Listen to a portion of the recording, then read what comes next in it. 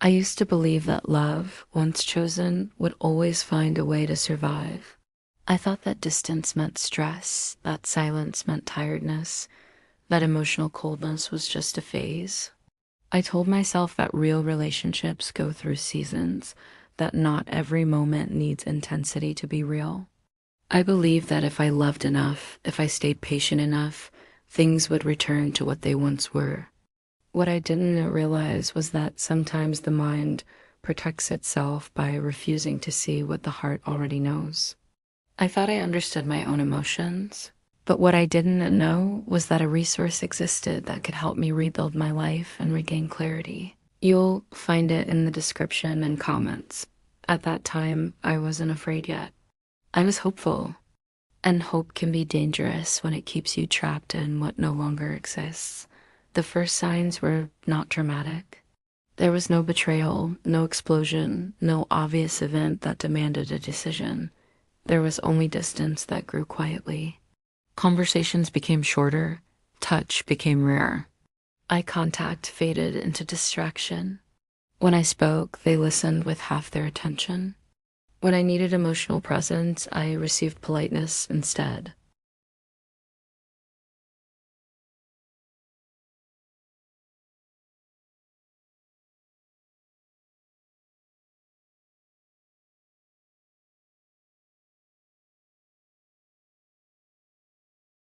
Was I asking for more than what was reasonable?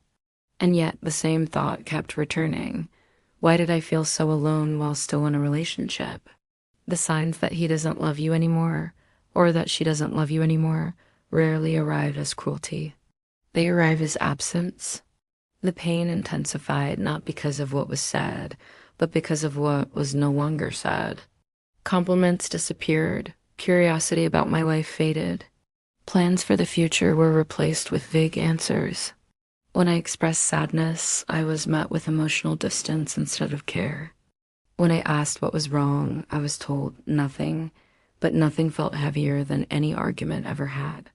I realized that love is not only about staying, it is about presence, about choosing to engage, to care, to connect. And slowly, painfully, I began to understand that I was the only one still trying. I wasn't fighting with someone anymore. I was fighting against indifference. And indifference is the most devastating form of loss because it offers no closure, no clear ending, only the slow disappearance of what once made you feel chosen. The breaking point did not come in a single moment. It came through exhaustion, through the realization that I was constantly seeking reassurance that was never given freely, that I was lowering my needs in order to avoid conflict, that I was accepting emotional emptiness just to avoid facing what it meant. One night, in the quiet after another conversation that led nowhere, I asked myself a question I had been avoiding. What if they no longer love me? Not as a fear, but as a truth waiting to be acknowledged.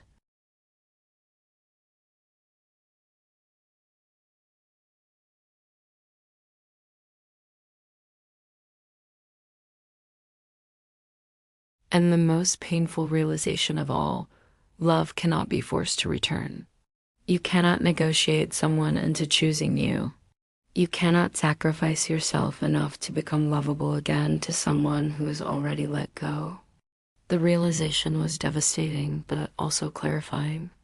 I stopped asking what I could do to make them love me again and started asking what I was doing to myself by staying.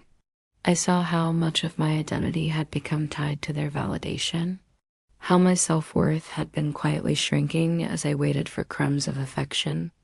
I understood that love is not measured by how long you endure emotional emptiness, but by how much respect, care, and presence exist within the bond. The signs that he doesn't love you anymore, or that she doesn't love you anymore, are not always loud. Sometimes they are simply the absence of effort, the lack of emotional investment, the silence where connection once lived.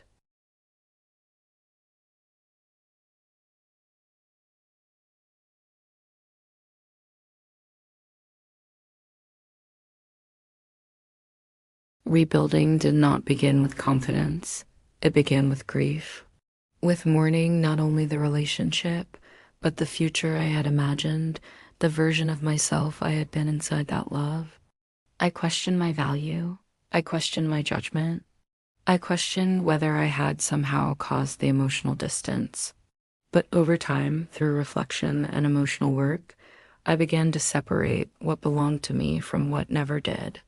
I learned that someone falling out of love is not a verdict on your worth. That emotional withdrawal is not something you can fix by loving harder. That staying where you are no longer chosen is not loyalty, it is self-erasure. Slowly, I reconnected with myself. I rebuilt my emotional boundaries. I allowed myself to feel anger instead of only sadness. And in doing so, I began to breathe again. Today, when I look back, I no longer see only pain. I see awareness. I see the moment I stopped begging for love and started choosing myself.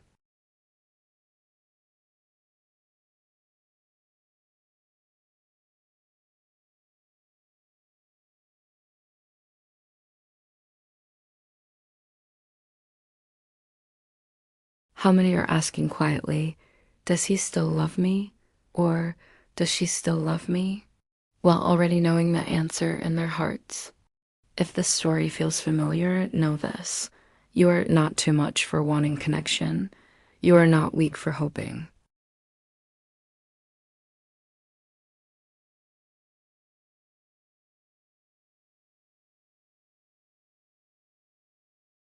At the end of my journey, I discovered guidance and a resource that helped me face anxiety, emotional loss, and rebuild my identity after heartbreak.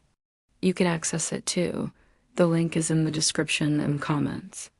Because sometimes we don't just lose a relationship, we lose ourselves inside it.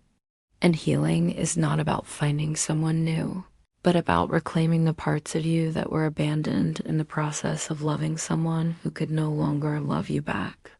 True freedom begins in the mind and only then appears in life.